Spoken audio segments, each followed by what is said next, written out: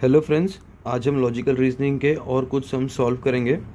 इस एपिसोड में हम कुछ सम्स देखते हैं। तो ये हमारा पहला जो प्रॉब्लम है उसको देखते हैं।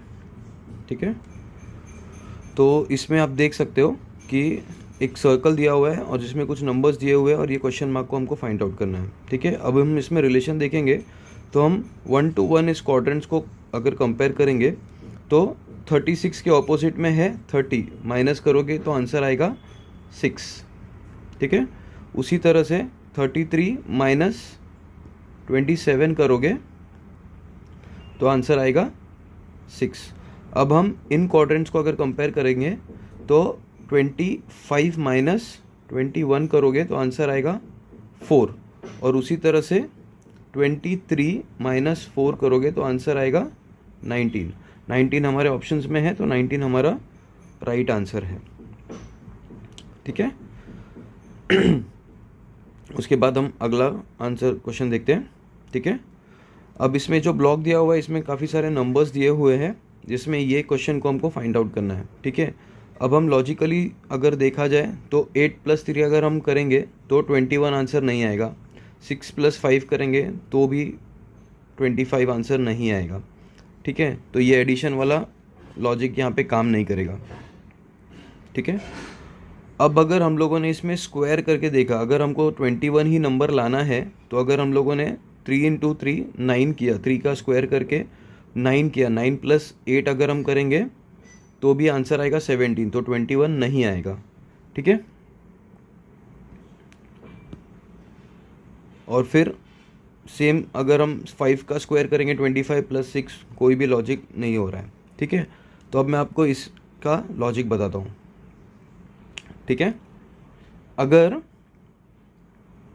हम इस सम को थोड़ी अलग तरीके से अगर हम लोगों ने सोचा तो 6 अगर इस तरह से सॉल्व करेंगे तो 12 × 2 21 नॉट पॉसिबल, कुछ भी इस तरह से आंसर नहीं आ रहा है। ठीक है, अब ना इसमें जब स्क्वायर का अगर कोई फॉर्मूला नहीं लग रहा है, मल्टीप्लिकेशन का नहीं लग रहा है, तो जाहिर सी बात है हमें कुछ ऐसा लॉजिक लगाना पड़ेगा कि इसको मल्टीप्लाई करके हमें इससे सब्सट्रैक्ट करना पड़ेगा। ठीक है, अब ये मल्टीप्लाई करके सब्सट्रैक्ट कैसे करना है मैं बताता हूँ। तो हम ये जो फर्स्ट दो जो नंबर्स है उसको मल्टीप्लाई करेंगे।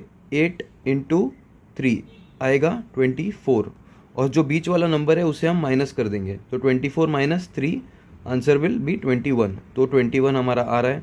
ठीक है, वैसे ही अगर हम लोगों ने इस सेकंड वाले को देखा तो 6 × 5 = 30, -5 अगर हम करेंगे तो 25, तो ये लॉजिक यहाँ पे बैठ रहा है, तो 25 आंसर आ रहा है। तो सिमिलरली 12 × 2 24 -2 आंसर आएगा 22 हमारे ऑप्शन में दिख रहा है, तो ये हमारा फाइनल आंसर है।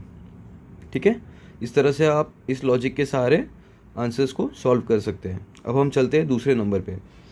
ये जो क्वेश्चन है ये सीरीज़ वाला नंबर है जिसमें सारी की सारी सीरीज़ दी हुई है, जो सीरीज़ के हमको रिलेशनशिप लगाना है। ठीक है, अगर हम इसको कैलकुलेट करते हैं, सबको ऐड ऑन करते हैं, तो 6 + 6 + 6 अगर देखेंगे तो 24 आ रहा है। ठीक है, 2 + 2 + 2 करेंगे तो आंसर आएगा 8, पर यहाँ पे तो 0 लिखा हुआ है। ठीक है, अगर 4 + 4 + 4 करेंगे तो आंसर आएगा 16, यहाँ पे 8 लिखा हुआ है, मतलब हमारा ये लॉजिक काम नहीं कर रहा है। ठीक है, तो अब हम इसको दूसरा लॉजिक लगाकर ट्राई करते हैं इस सम को। ठीक है, अगर आप गौर करेंगे तो अगर हमें ये आंसर लाना है तो हमें इन जो सीरीज़ को है ब्रेक डाउन करना पड़ेगा। जैसे 6 6 6 6 है तो यहाँ से हमको ब्रेक डाउन करना पड़ेगा। ठीक है, जैसे कि 6 × 6 करेंगे तो आंसर आएगा 36, और प्लस जो ये 6 और 6 है इसको ऐड करेंगे तो आंसर आएगा 12। ठीक है, 36 अगर इन दोनों को सब्सट्रैक्ट करेंगे, 36 - 12 अगर हमने किया तो आंसर आता है 24। ठीक है, इसी तरह से हम सेकेंड सीरीज़ को देखेंगे, 2 2 2 वाली जो सीरीज़ है, तो इसको यहाँ से ब्रेक डाउन करेंगे। 2 × 2 4 एंड 2 + 2 विल बी 4, इनको अगर सब्सट्रैक्ट किया तो आंसर आएगा 0, जो कि यहाँ हमारा आंसर 0 आ रहा है। ठीक है, सिमिलर वे से अगर हम इसको 4 की सीरीज़ को कैलकुलेट करें, ठीक है, तो इसको ब्रेक डाउन हमने किया है ऐसे, 4 into 4 16 and 4 plus 4 will be 8, ठीक है, 16 माइनस 8 विल बी 8। तो ये भी सीरीज़ बैठ रही है, मतलब हमारा ये लॉजिक ठीक बैठ रहा है, ठीक है। इसी तरह से हम इस वाले सम को सॉल्व करेंगे, नीचे वाली लाइन को 8 की सीरीज़ को अगर हम कंसिडर करें तो 8 इंटू 8 आएगा 64 एंड 8 प्लस 8 विल बी 16, ठीक है। 64 माइनस अगर हम 16 करेंगे तो आंसर आएगा 48, ठीक है। तो 48 हमारा राइट आंसर है, ठीक है। अब हम चलते हैं अगले सम की ओर, ठीक है।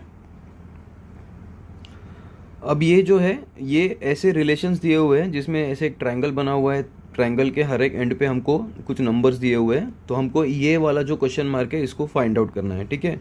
अभी हमको इसका रिलेशन फाइंड आउट करना है, तो सबसे पहले हम ट्राई करेंगे मल्टीप्लाई करके। तो 6 इंटू 4 अगर हम करते हैं तो 6 इंटू 4 आएगा 24, ठीक है। अगर 24 का डबल भी करते हैं तो 48 आता है, तो 52, ये लॉजिक नहीं बैठ रहा है, ठीक है। अब हमको क्या करना है, इसका स्क्वायर करके देखते हैं, ठीक है।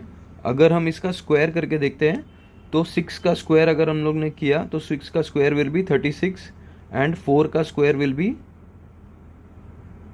16, जिसका टोटल अगर हम करें तो आंसर आएगा 52, मतलब ये आंसर राइट आ रहा है यहाँ पे। सेम हम इस नंबर में कैलकुलेट करके देखते हैं, 3 का अगर हमने स्क्वायर किया तो आंसर आएगा 9, 5 का स्क्वायर किया तो आएगा 25, तो 25 प्लस 9 विल बी 34, ठीक है। तो ये भी लॉजिक यहाँ पे बैठ रहा है। तो अब हम इसको इस थर्ड वाले सेगमेंट में लगा कर देखते हैं, ठीक है।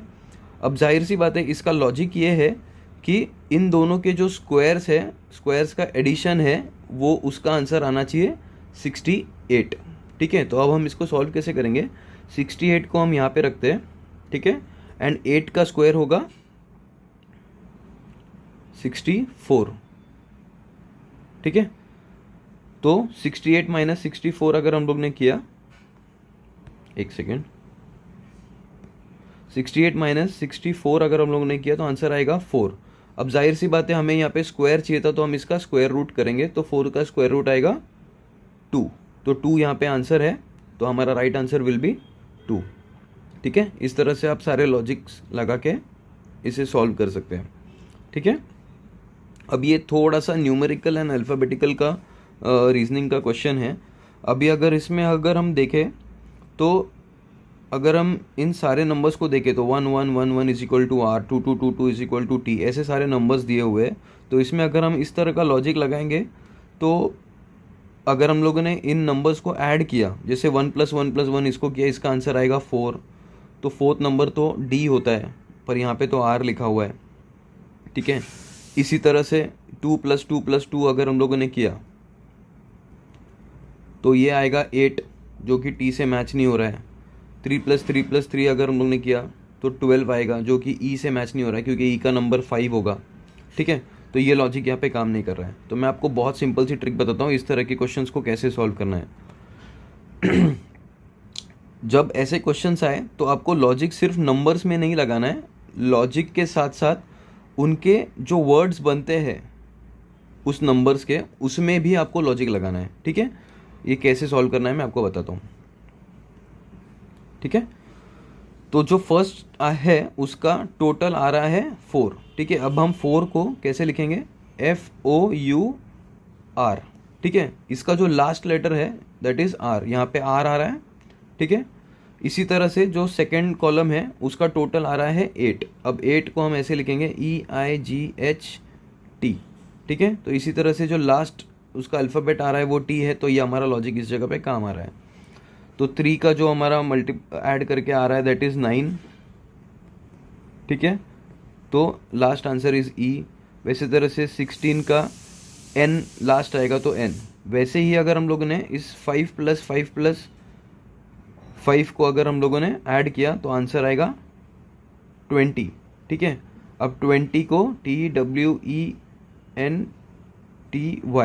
इसको हम लोग ने स्पेल किया, आंसर आएगा, लास्ट अल्फ़ाबेट इज़ वाई, तो हमारा लास्ट आंसर इज़ डी। इस तरह से आपको सारे लॉजिकल रीजनिंग के मैं धीरे धीरे करके ट्रिक सिखाऊंगा, ठीक है। अगर आपको कुछ डाउट हो तो प्लीज़ कमेंट करें। और जो भी लोग एग्ज़ाम्स के लिए प्रिपेयर कर रहे हैं, गवर्नमेंट एग्ज़ाम्स के लिए, लॉजिकल रीजनिंग ऑलमोस्ट सारे के सारे एग्ज़ाम्स के लिए बेसिक होता है।